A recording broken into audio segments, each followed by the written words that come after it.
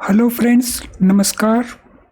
आप सभी को नमस्कार, सभी का वेलकम इस क्लास में। You all are welcome to this class. Live class में जितने स्टूडेंट्स ऑलरेडी ज्वाइन कर चुके हैं वो कंफर्म कर देंगे क्विकली आपका ऑडियो वीडियो एक्सेसिबल है। All students who have already joined, please confirm your audio videos accessible to you. कर दीजिए confirm so that we can start the discussion. इस इम्पॉर्टेंट सेक्शन में हम 200 इम्पॉर्टेंट मल्टीपल चॉइस क्वेश्चंस को discuss करेंगे in a series. ये questions RBI circulars के ऊपर बेस्ड हैं। सो लेटेस्ट आरबी के जो सर्कुलर्स हैं उनकी डायरेक्शंस के ऊपर बेस्ड ये क्वेश्चंस होंगे और ये हमारे इस वीडियो लेसन का फर्स्ट पार्ट है। इस वीडियो सीरीज में ये फर्स्ट पार्ट है, तो चलें शुरू करते हैं इसको। So this is the first question before you.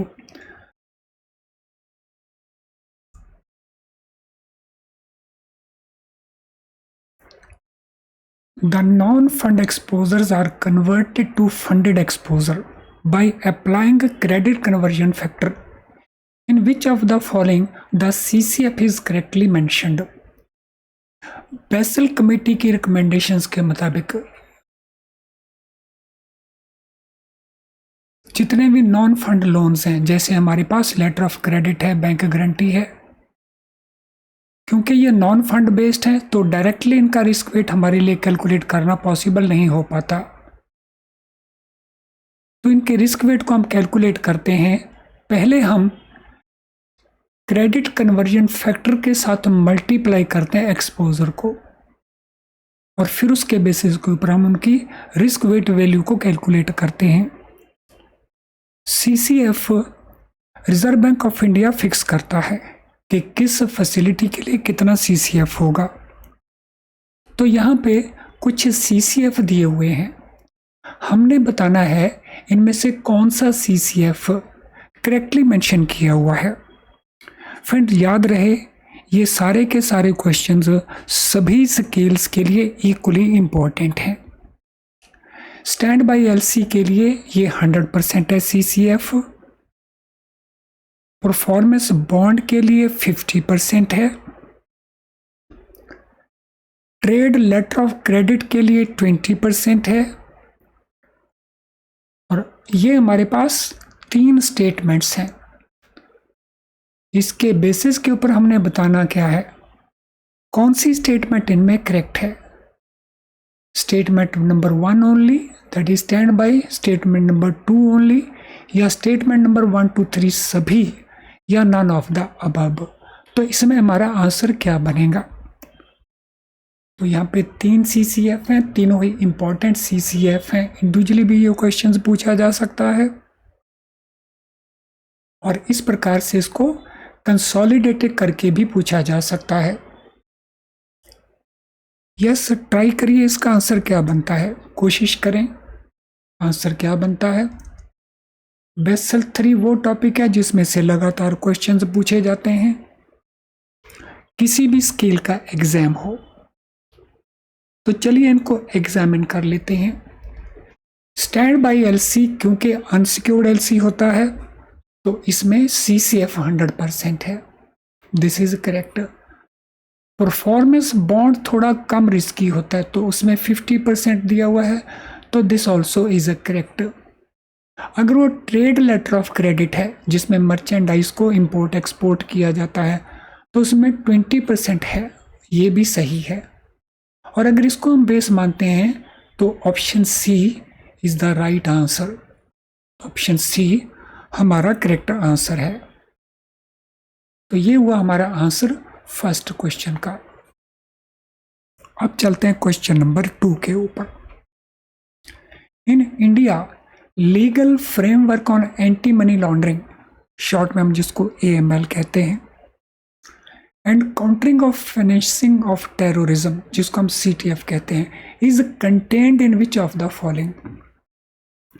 सो हमारी जो भी गाइडलाइंस हैं, लीगल फ्रेमवर्क हमारे पास जो अवेलेबल है AML के ऊपर और CFT के ऊपर, इनमें से किस में कंटेन्ड है वो। तो it is contained in FEMA 1999 and Prevention of Money Laundering Act 2002. Second, Prevention of Corruption Act 1988 and Prevention of Money Laundering Maintenance of Records Rules 2005. Prevention of Money Laundering Act 2002 and Prevention of Money Laundering Maintenance of Record Rules 2005 या बेनामी transaction prohibition act 1988 and prevention of money laundering act 2002। तो हमने ये तय करना है कि इनमें से ये दो दिए हुए हैं, सो पेयर दिया हुआ है, तो इनमें कौन सा पेयर आपको करेक्ट लगता है, ए, बी, सी और डी। तो हम में से कई स्टूडेंट्स AML और CFT को भी कर चुके होंगे। सो देखिए हमारा आंसर यहाँ पे कौन सा बनता है क्वेश्चन नंबर 2 के लिए। सो थोड़ी ट्राई करिए, ज़्यादा से ज़्यादा आंसर आपका गलत हो जाएगा।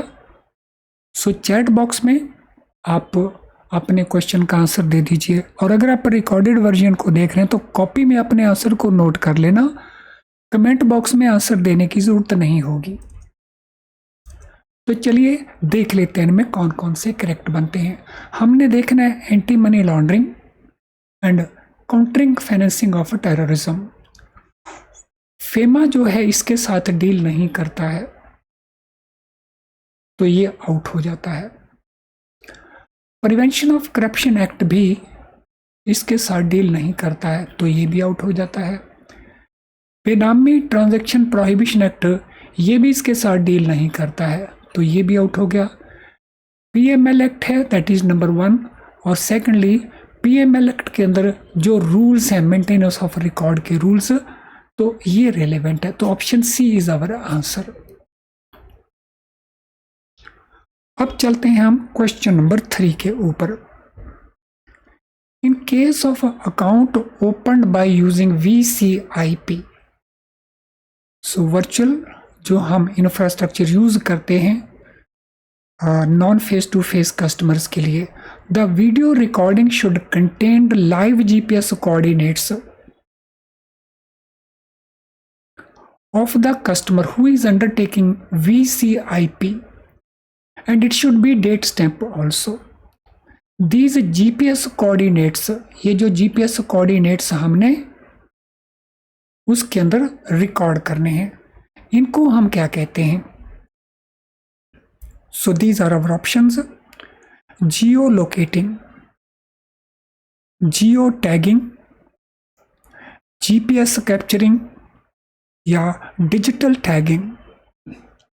तो दीज GPS कोऑर्डिनेट्स, इनको हम क्या कहते हैं, जो हम non face to face cases के अंदर थ्रू वीडियो कॉन्फ्रेंसिंग KYC पूरा करते हैं। तो what shall be our answer? ये तो क्वेश्चन रिलेटिवली काफ़ी आसान है, आई एम श्योर आप में से बहुत सारे स्टूडेंट्स इसको आसानी से आंसर कर सकेंगे। सो क्या आंसर बनता है? So in this particular case हम इसको कहते हैं geotagging. So option B is the answer here. तो ये जो GPS कोऑर्डिनेट्स हैं, तो इनको हम कहते हैं जियो टैगिंग। तो चलिए क्वेश्चन नंबर 4 के ऊपर चलते हैं। All term deposits accepted from individuals whether they are singly और jointly held should have a premature withdrawal facility। Bank जितने भी टर्म डिपॉजिट इशू करेंगे इंडिविजुअल के नाम से, चाहे वो सिंगल हैं चाहे वो ज्वाइंट हैं, उनमें हमें प्री मैच्योर विड्रॉल का फैसिलिटी प्रोवाइड करना पड़ेगा। सभी केसेस में ज़रूरी नहीं है। किन केसेस में ज़रूरी है? जब अमाउंट कितने अमाउंट तक हो, तो ये मैंडेटरी रिक्वायरमेंट है। इसकी ऑप्शन देख लेते हैं। 2 crores and below, 5 lakh and below, 1 crore and below and 3 crores and below. So what shall be our answer for question number 4? कौन सा आंसर सही बनता है? 2 crore and below, 5 lakh and below, 1 crore and below, 3 crore and below. Friend, previously this used to be 15 lakh and below. लेकिन 2024 के अंदर RBI ने इसको चेंज कर दिया. No this amount is 1 crore and below. तो जितने भी टर्म डिपॉजिट हम बनाएंगे 1 करोड़ एंड बिलो के, उसमें हमें प्री मैच्योर विड्रॉल की फैसिलिटी मैंडेटरी बेसिस के ऊपर प्रोवाइड करनी होगी. Let us now go to question number 5. Under MCR system, the negative carry on mandatory CRR which arises due to return on CRR balances being nil will be calculated by using which formula? जब हम MCLR system को use करते हैं तो उसके components के अंदर एक कंपोनेंट होता है CRR से रिलेटेड. अब CRR, क्योंकि हमें कोई इंटरेस्ट नहीं मिलता आरबीआई से उन बैलेंसेस के ऊपर, लेकिन कस्टमर को हम इंटरेस्ट पे करते हैं, इसीलिए हमारी जो कॉस्ट बन जाती है वो नेगेटिव कैरी बन जाती है. अब हमने ये बताना है इसको कैलकुलेट करने के लिए हम इनमें से किस फार्मूले को यूज करेंगे. तो ये हमारे फार्मूले हैं. CRR requirement into average cost of funds, required CRR into marginal cost, and this is divided by 1 minus CRR. CRR into weighted average cost into maturity, CRR into fixed rate. तो इनमें से कौन सा फार्मूला है जो हम इस negative carry को कैलकुलेट करने के लिए यूज करते हैं? यस, MCLR एक इम्पॉर्टेंट टॉपिक है, यहाँ से लगातार क्वेश्चंस पूछे जाते हैं. आई एम श्योर कि आपने इस क्वेश्चन को ज़रूर तैयार कर रखा होगा. So what will be the answer here? तो फ्रेंड्स, इसमें जो हमारा आंसर बनेगा उसमें हम लेते हैं रिक्वायर्ड CRR को, उसके साथ मल्टीप्लाई कर देते हैं उसकी मार्जिनल कॉस्ट को, और इसको डिवाइड कर देते हैं 1 माइनस CRR को. तो ऑप्शन बी जो है वो हमारा करेक्ट फार्मूला है. चलें क्वेश्चन नंबर 6 के ऊपर चलते हैं. और क्वेश्चन नंबर 6 में जाने से पहले some more important information. Friend, promotion exams के लिए बेस्ट स्ट्रेटेजी क्या हो सकता है? आप प्रिपरेशन कर रहे हैं, आप अपनी अपनी स्ट्रेटेजी को यूज़ कर रहे होंगे. बेस्ट स्ट्रेटेजी क्या हो सकता है? फ्रेंड्स, सबसे पहले you must know your syllabus. आपका सिलेबस क्या है, आपको इसके बारे में जानकारी होनी चाहिए. सो सिलेबस में क्या है? सिलेबस में कई चीज़ें हो सकती हैं. तो जनरल बैंकिंग हो सकती है, आपके इंटरनल सर्कुलर्स हो सकते हैं, कई बैंकों में फाइनेंशियल जीके होता है, कई बैंकों में जनरल जीके होता है. इसके अलावा और कुछ भी हो सकता है, scale specific and bank specific. तो सबसे पहले तो आपको अपने सिलेबस को एक बार ज़रूर देख लेना चाहिए, और फिर जब आपने प्रेपरेशन करना है तो आपने इंडिविजुअल क्वेश्चन की प्रैक्टिस ना करके आपने फोकस रखना है कंसेप्चुअल क्लैरिटी के ऊपर, क्योंकि प्रमोशन एग्जाम ने आप में मैक्सिमम स्कोर अर्न करना होता है, मिनिमम नहीं. पासिंग मार्क्स नहीं चाहिए, आपको मैक्सिमम स्कोर लेना है, जिसके लिए कंसेप्चुअल क्लैरिटी बहुत इंपॉर्टेंट है. तो एक बार कॉन्सेप्ट क्लियर हो जाए तो आप जितने ज़्यादा आप क्वेश्चंस की प्रैक्टिस करेंगे उतना एडवांटेज आपको होने वाला है. इस लेसन के अंदर भी हम आरबीआई के सर्कुलर के ऊपर बेस्ड कई सारे क्वेश्चन डिस्कस करने वाले हैं. आपने अपने इंटरनल सर्कुलर्स को बहुत केयरफुली रीड करना है और अपने नोट्स बना लेने हैं. और इसके अलावा अगर आपके फाइनेंशियल जीके आता है या जनरल अवेयरनेस आता है तो वो आपको यूट्यूब के ऊपर डेली बेसिस के ऊपर बहुत अच्छी क्लासेस कंडक्ट होती हैं अलग अलग चैनल से, तो आप उनको यूज़ कर सकते हैं. बहुत अच्छी क्लासेस रहती हैं, आप उनको यूज़ कर सकते हैं. नो पीएनबी का स्टाफ पर्टिकुलरली अगर उनको केस स्टडीज चाहिए प्रमोशन एग्जाम के लिए, उनको केस स्टडीज भी आती हैं. अब ये सब कुछ अवेलेबल कहाँ पे है? पर्टिकुलरली जब हम जनरल बैंकिंग की बात करते हैं, बिकॉज इंटरनल सर्कुलर्स आपको अपने लेवल के ऊपर करने हैं। तो जो जनरल बैंकिंग है या रिजर्व बैंक ऑफ इंडिया के सर्कुलर्स हैं, तो वो हमारे यहाँ से आपको मिल जाएंगे वेरी लो प्राइस के ऊपर और बेस्ट क्वालिटी में।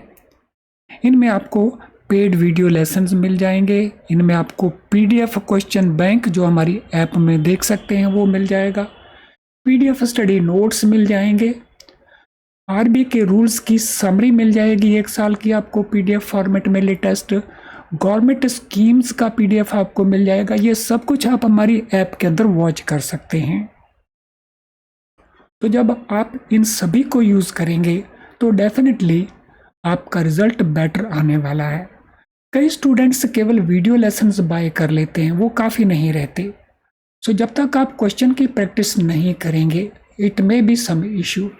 इसी तरह से ये RBI की सर्कुलर्स की समरी भी आपको ज़रूर चाहिए, और ऐसे ही गवर्नमेंट स्पॉन्सर्ड स्कीम्स ये भी आपको चाहिए। तो आपने प्रेपरेशन हर एक चीज़ की करनी है। और ये मिलेगा कहाँ पे आपको? ये हमारी इस वेबसाइट में अवेलेबल है। सो हमारी वेबसाइट को लॉगिन करिए, तो वहाँ के कोर्सेज पेज में जाइए। इन एनी केस इसका लिंक हम इस वीडियो के डिस्क्रिप्शन बॉक्स में भी देने जा रहे हैं। फ्रेंड, ऑनलाइन प्रैक्टिस के लिए अगर आपको ऑनलाइन प्रैक्टिस करना है तो 10 मॉक टेस्ट हमने दे रखे हैं, ईच फॉर JIB के PPB पेपर के लिए और JIB के IEIFS पेपर के लिए। ये बहुत रेलेवेंट हैं दोनों पेपर्स आपके प्रमोशन एग्जाम के लिए भी। तो अगर आप ये मॉक टेस्ट कर लेते हैं, 10 मॉक टेस्ट PPB के लिए हैं, 10 मॉक टेस्ट IEIFS के लिए, Indian economy and Indian financial services system. तो ये बहुत रेलेवेंट है आपके प्रमोशन एग्जाम के लिए। ये आपको कहाँ पे मिलेंगे? ये मिलेंगे हमारी दूसरी वेबसाइट के ऊपर। सो हमारी इस वेबसाइट को लॉगिन कर लीजिए, तो वहाँ पे आपको इसके मॉक टेस्ट सेक्शन में चले जाइए, तो वहाँ पे आपको JIB के जो PPB का पेपर है और IEIFS का पेपर है, उनमें आपको 10-10 मॉक टेस्ट मिल जाएंगे। यानी वहाँ पे आपकी अच्छी प्रैक्टिस हो सकती है रेलेवेंट क्वेश्चंस की। अगर आपकी कोई जनरल क्वेरी है तो ये हमारा ईमेल ID है, तो यहाँ पे आप हमें मेल कर सकते हैं and we will try to help you by providing you relevant information. तो चलिए अब वापस चलते हैं अपने क्वेश्चंस के ऊपर इस इम्पॉर्टेंट इन्फॉर्मेशन के बाद। So question number 6, what is cash loading ceiling amount of PPI prepaid payment instruments subject to overall limit of PPI। So PPI के अंदर जो कैश लोडिंग सीलिंग अमाउंट है वो कितना है, और वो हमने एक ओवरऑल लिमिट के अंदर ही कैश लोडिंग कर सकते हैं। तो हमने बताना है यहाँ पे कैश लोडिंग का ceiling amount ₹25,000 per month, ₹1,00,000 per month, ₹50,000 per month या ₹10,000 per month. Cash loading ceiling amount of PPI subject to overall limit of PPI। Friends, ये मंथली बेसिस के ऊपर अमाउंट है ₹50,000। कैश लोडिंग ज्यादा से ज्यादा, अलग अलग कार्ड्स के अंदर अलग अलग एंटाइटलमेंट है, लेकिन ज्यादा से ज्यादा it is 50,000। What is maximum value of each prepaid gift instrument? अगर प्रीपेड गिफ्ट इंस्ट्रूमेंट इशू करना है बैंक ने, तो उसकी मैक्सिमम वैल्यू कितनी हो सकती है? तो ये हमारे ऑप्शन आंसर्स हैं, ₹5,000, ₹10,000, ₹15,000 या ₹20,000। सो कोशिश करिए ये अमाउंट कितना हो सकता है।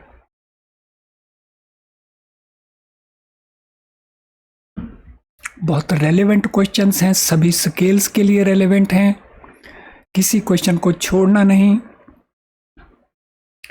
फ्रेंड, प्रीपेड गिफ्ट इंस्ट्रूमेंट्स के अंदर जो मैक्सिमम अमाउंट है, वैल्यू है, that is ₹10,000। Option B is the answer. Question number 8, stand alone primary dealers SPDs are allowed to borrow from call or notice money market on average in a reporting fortnight up to what percent of their net owned funds, उनके net owned funds का वो कितने percent बोरो कर सकते हैं, और वो भी एक एवरेज बेसिस के ऊपर इन ए रिपोर्टिंग फोर्टनाइट। तो एनओएफ हमने देखना है मार्च एंड प्रीसीडिंग फाइनेंशियल ईयर का। तो ये हमारे ऑप्शंस हैं 150%, 125%, 225% या 250% of their net owned funds as on end of March of preceding financial year. Question number 8, देखिए क्या आंसर बनता है क्वेश्चन नंबर 8 के लिए।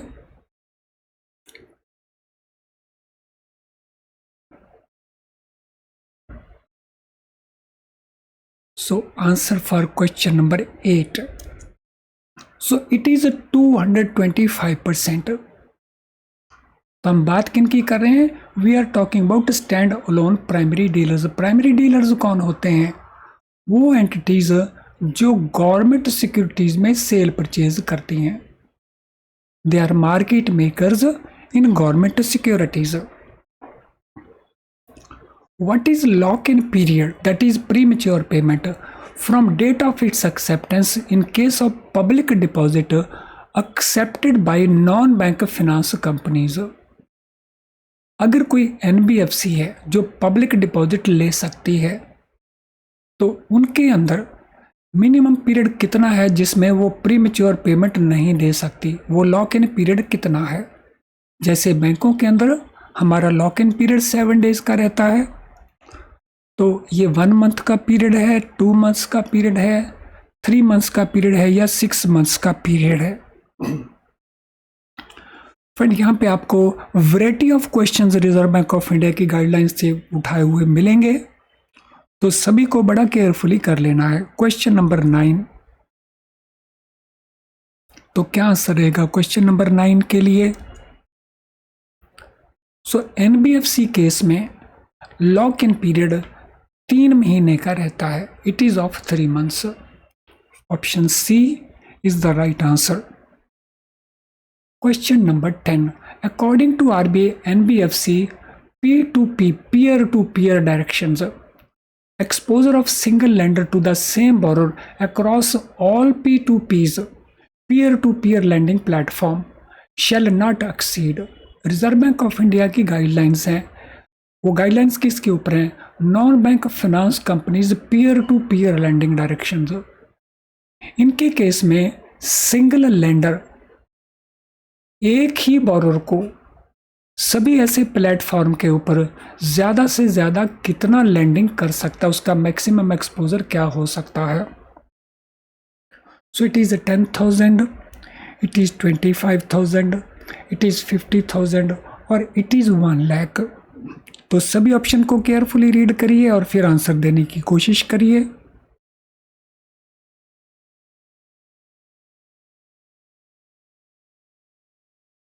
Read all options very carefully and then try to answer. So question number 10, तो ये maximum lending by single lender ये हो सकती है अप टू ₹50,000। तो ऑप्शन सी इज आवर आंसर। इससे ज़्यादा नहीं हो सकती। सभी P2P प्लेटफॉर्म्स के ऊपर P2P होता है, peer to peer landing.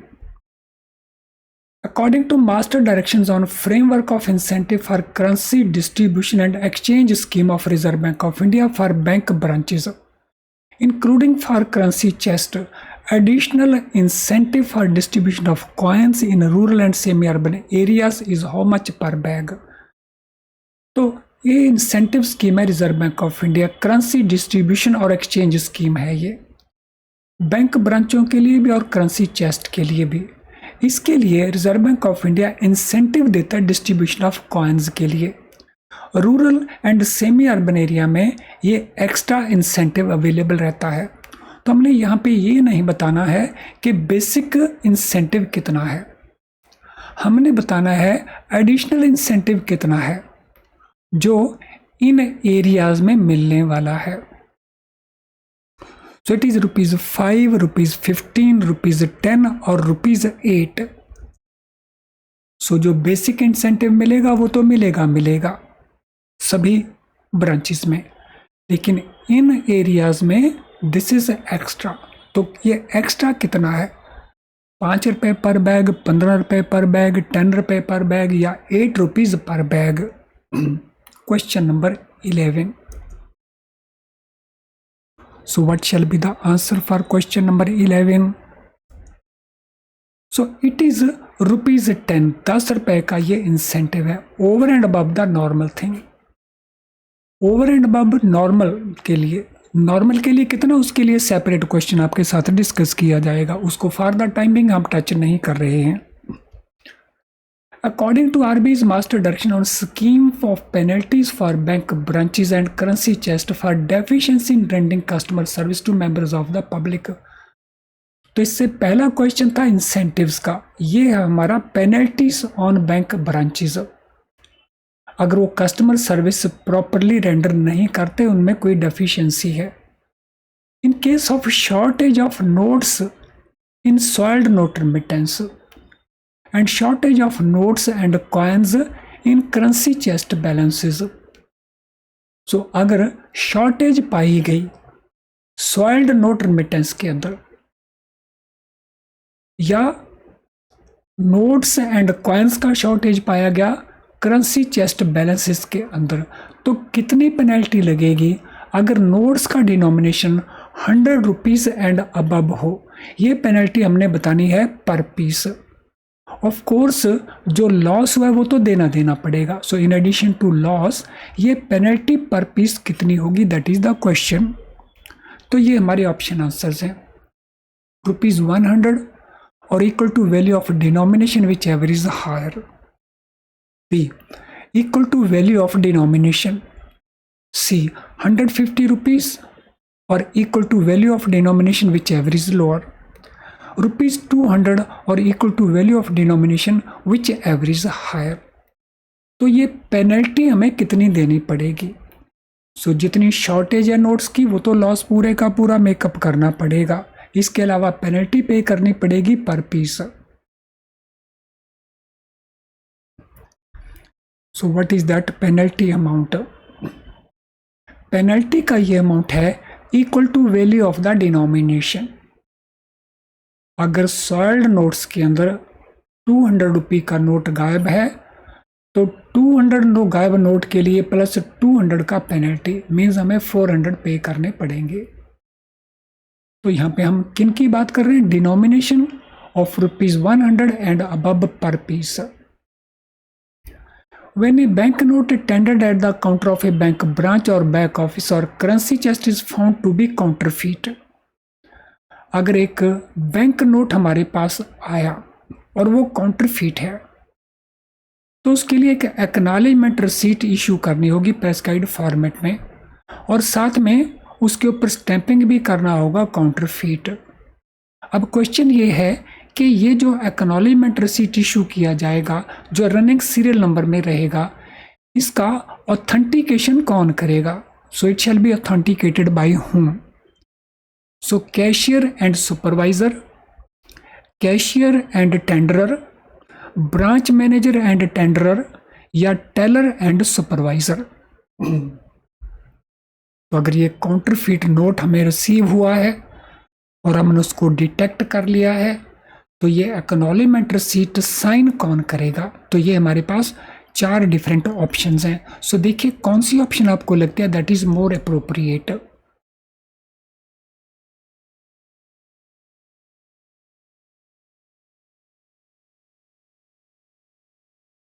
So what is the answer? Friend इसको ऑथेंटिकेट करेंगे कैशियर एंड द टेंडरर। सो जो रिसीविंग कैशियर है वो और कस्टमर जिसको हम टेंडरर कहते हैं। Question number 14, what is maximum amount of deposit into और विड्रॉल फ्रॉम करेंसी चेस्ट? सो यहाँ पे वर्ड चाहिए करेंसी चेस्ट। करेंसी चेस्ट में मिनिमम अमाउंट ऑफ डिपॉजिट या मिनिमम अमाउंट ऑफ विड्रॉल कितना रहता है और उसके ऊपर मल्टीपल कितने अमाउंट का रहता है? तो ये हमारे ऑप्शन आंसर्स हैं 50,000 and 10,000, 1 lakh and 50,000, 2 lakh and 1 lakh and 1 lakh and 25,000. Question number 14. So what is the answer for question number 14? Question number 14 के लिए क्या आंसर रहता है? सो मिनिमम अमाउंट हम डिपॉजिट करें या विड्रॉ करें, ये होता है ₹1 लाख, और उसके बाद जो भी अमाउंट डिपॉजिट करेंगे विड्रॉ करेंगे उसका मल्टीपल रहता है 50,000 का, यानी option B is the right answer. Question 15. A bank's investment in capital instruments issued by banking, financial and insurance entities should not exceed.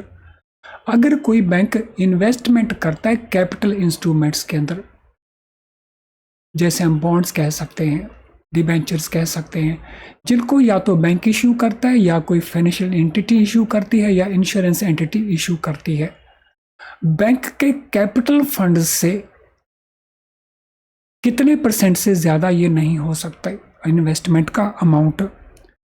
5% से ज़्यादा नहीं होगा, 10% से ज़्यादा नहीं होगा, 15% से ज़्यादा नहीं होगा, या 20% से ज़्यादा नहीं होगा.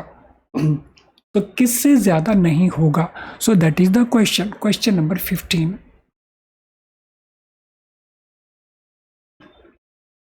सो what shall B answer for question number 15?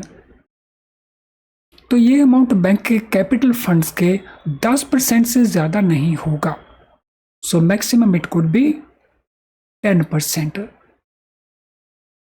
चलिए अगले क्वेश्चन के ऊपर चलते हैं. Any balance held by bank with RBI under standing deposit facility. अगर बैंक ने कोई कैश डिपॉजिट करवाया है RBI के साथ अंडर स्टैंडिंग डिपॉजिट फैसिलिटी, तो it qualifies to be part of which of the following. तो ये क्वालिफाई करेगा इनमें से किसका पार्ट बनने के लिए? CRR पर्पस के लिए, SLR पर्पस के लिए, कैपिटल एडिक्वेसी रेशियो के पर्पस के लिए, या net demand and time liabilities के पर्पस के लिए? तो किस पर्पस के लिए it will be part of? तो CRR, SLR, कैपिटल एडिक्वेसी या net demand and time liabilities. So जो पैसा हमने स्टैंडिंग डिपॉजिट फैसिलिटी में डिपॉजिट करवाया, जिसके ऊपर रिजर्व बैंक ऑफ इंडिया में इंटरेस्ट पे करता है,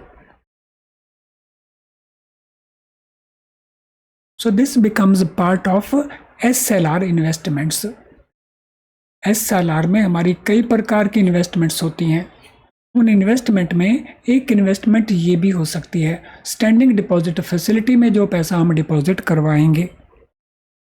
question number 17. Transferor bank can transfer loans only after a minimum holding period of how much in case of loans with the tenure of above 2 years which is counted from date of registration of the underlying security interest with whom. So bank A है, ये अपने loan को transfer कर देता है bank B को, यानी bank B इसको टेक ओवर कर लेता है. इस केस में हमने बताना है बैंक ए के साथ ये लोन कितनी देर तक रहना चाहिए before it is transfer to bank B, और हमने बताना है इस लोन का जो टेनर है वो अबव 2 years है. सो हम एग्जाम्पल के ऊपर ले लेते हैं कि ये 3 साल के रीपेमेंट वाला लोन है, तो ये बैंक अपने पास कम से कम इस अकाउंट को कितनी देर तक रखेगा, और जो डेट हमने काउंट करनी है वो कब से काउंट करनी है.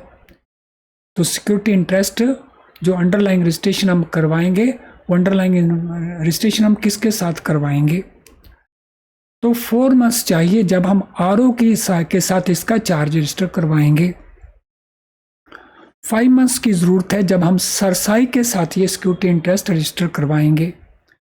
6 months की ज़रूरत है सरसाई के साथ इसका रजिस्ट्रेशन होगा. 8 months रहेगा और ROC के साथ इसका जो रजिस्ट्रेशन होगा उस डेट से ये काउंटिंग डेट हमने करनी है. यानी 4 मंथ्स हो, 5 मंथ्स हो, 6 मंथ्स हो, 8 मंथ्स हो, काउंटिंग इस डेट से करनी है जिस डेट को ये रजिस्ट्रेशन हुआ। तो हमने दोनों बातें बतानी है, ये रजिस्ट्रेशन आरओसी के साथ होगा या सरसाई के साथ होगा, और पीरियड कितनी देर तक हम उस अकाउंट को होल्ड करेंगे। Question number 17, so what shall be the answer.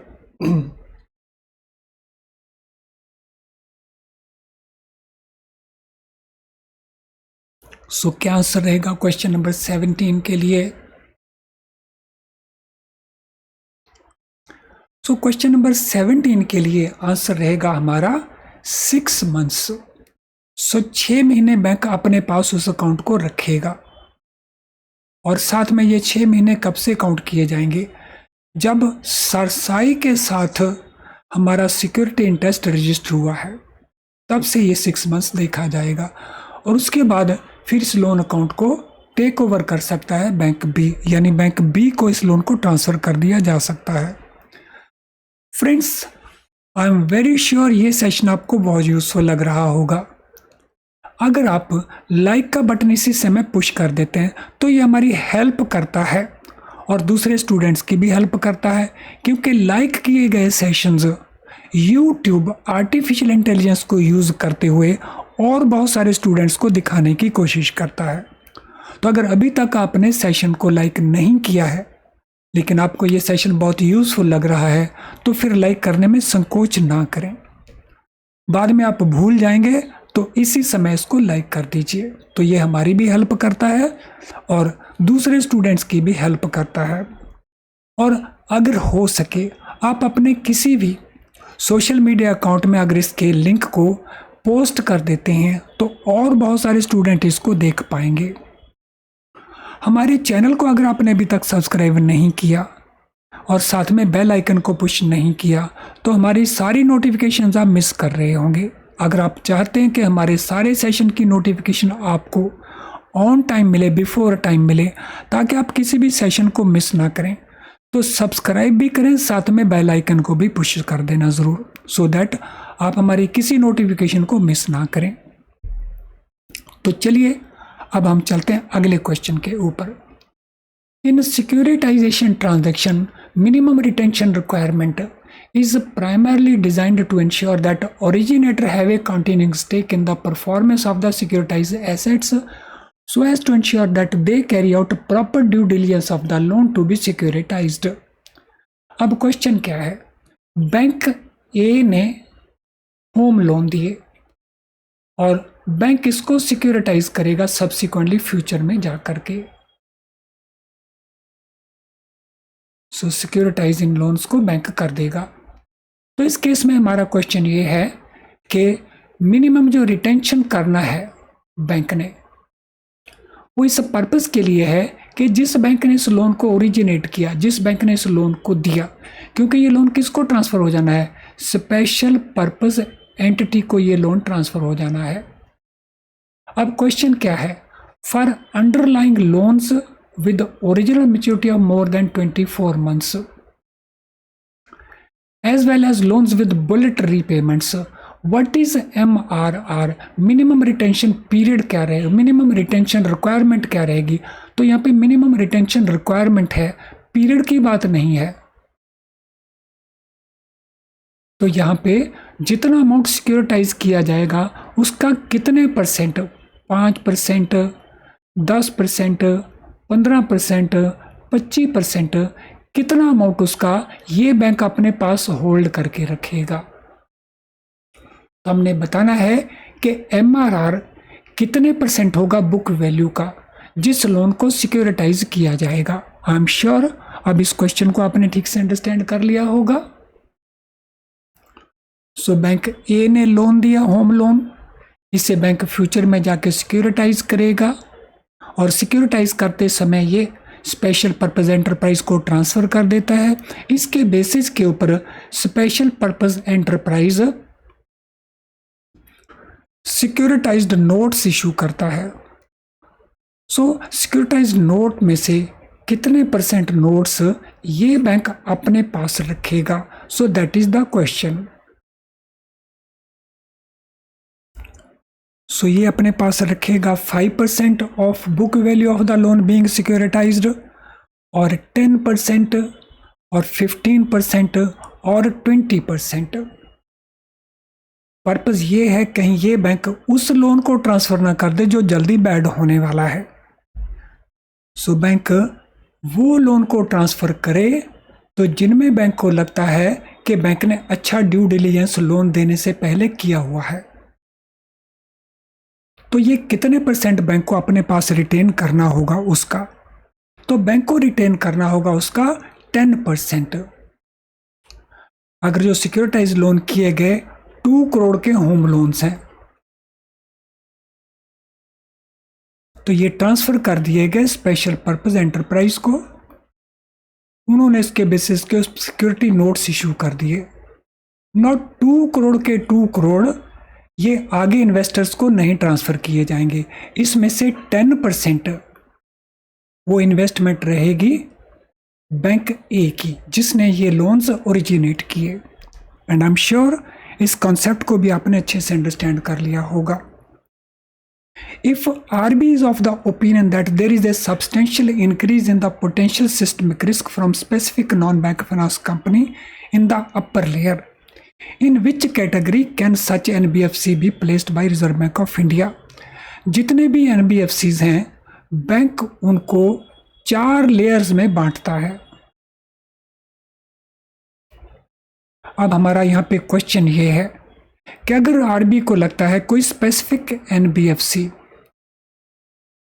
जो अपर लेयर में है वो बहुत सिस्टमिक रिस्क क्रिएट कर सकती है, यानी अगर वो फेल हो गई तो पूरे एनबी सिस्टम को डिफिकल्टी आ सकती है, तो उस केस में रिजर्व बैंक ऑफ इंडिया इस अपर लेयर वाली एनबीएफसी को किस कैटेगरी में प्लेस कर सकती है इन 4 में से, दैट इज द क्वेश्चन। तो वो बेस लेयर में ट्रांसफर कर देगी या कैटेगराइज कर देगी, मिडिल लेयर में कर देगी या उसको अपर लेयर में कर देगी या उसको टॉप लेयर में कर देगी।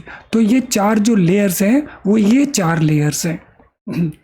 तो किस लेयर में उसको प्लेस कर दिया जाएगा by Reserve bank of India, क्योंकि उसका साइज इतना बड़ा है कि अगर वो फेल हो गई तो वो पूरे एनबीएफसी सिस्टम को फेल कर सकती है। तो friends it will be placed in the top layer. तो अगले क्वेश्चन में जाने से पहले एक बार फिर से मैं आपको रिमाइंड करवाना चाहूंगा, अगर आप प्रैक्टिस करना चाहते हैं क्वेश्चंस की तो 10 mock test each for JIB PPB and 10 mock test for IFS paper के लिए टोटल मिला के 20 मॉक टेस्ट अवेलेबल हैं JIB के, और ये बहुत रेलेवेंट है हमारे प्रमोशन एग्ज़ाम के लिए। तो अगर आप ऑनलाइन प्रैक्टिस इनकी करना चाहते हैं तो वहाँ पे आपको ये भी पता चल जाएगा कौन सा क्वेश्चन करेक्ट आंसर आप दे रहे हैं, कौन सा गलत दे रहे हैं, जो गलत दे रहे हैं वो उसका करेक्ट आंसर क्या है। तो ये सारी प्रैक्टिस आपको रियल टाइम बेसिस के ऊपर करने का अपॉर्चुनिटी मिलेगा।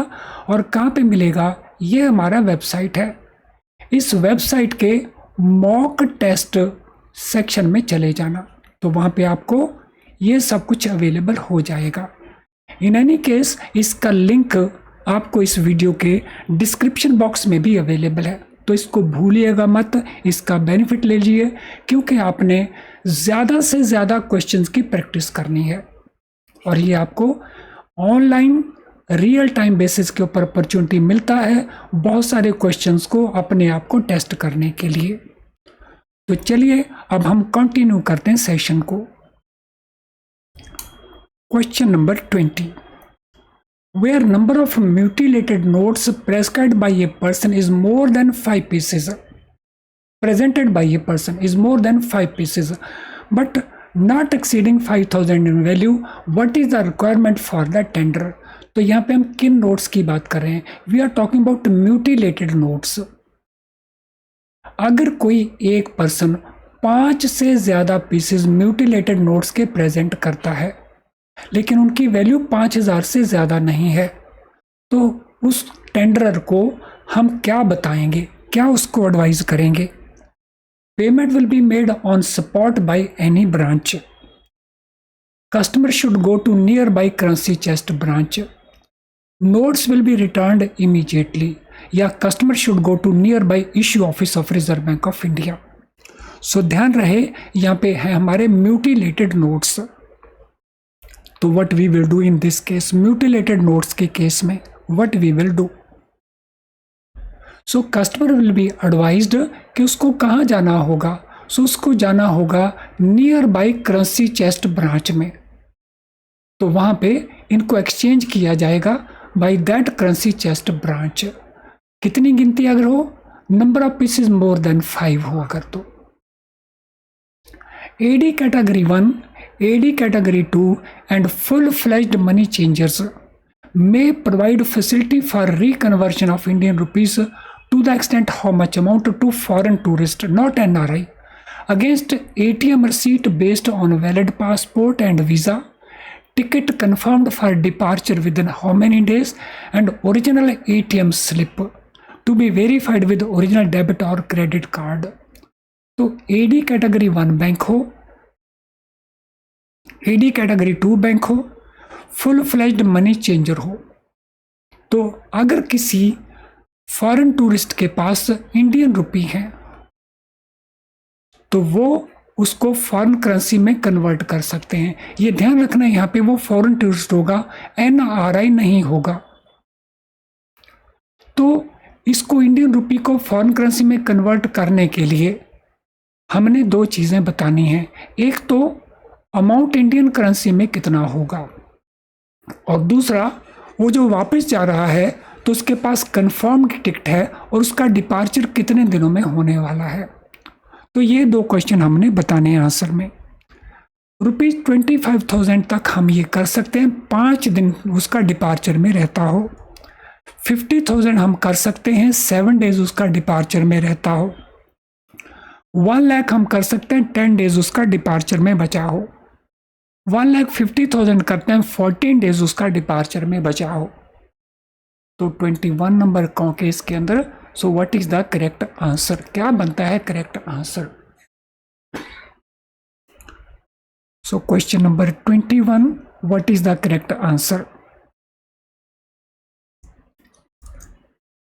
सो जो अमाउंट है इंडियन करेंसी में ज़्यादा से ज़्यादा हो सकता है 50,000 रुपीज़,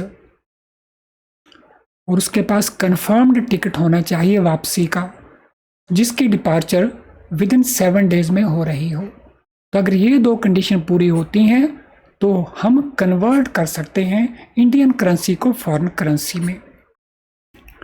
चलिए फ्रेंड्स, इसके साथ हमारा ये फर्स्ट पार्ट कंप्लीट होता है जिसमें हमने 21 क्वेश्चंस को डिस्कस किया. इस प्रकार के और बहुत सारे क्वेश्चंस हम और वीडियोस में डिस्कस करेंगे. चैनल अगर आपने सब्सक्राइब नहीं किया तो सब्सक्राइब कर लीजिए ताकि आप हमारे किसी भी नोटिफिकेशन को मिस ना करें. और एक बार फिर से मैं आपको रिमाइंड करना चाहूँगा कि हमारी वेबसाइट में जा कर के आप बहुत सारे क्वेश्चंस की free online real time basis के ऊपर प्रैक्टिस कर सकते हैं. तो चलिए अब इस वीडियो को वाइंड अप करते हैं. Thank you and all the best.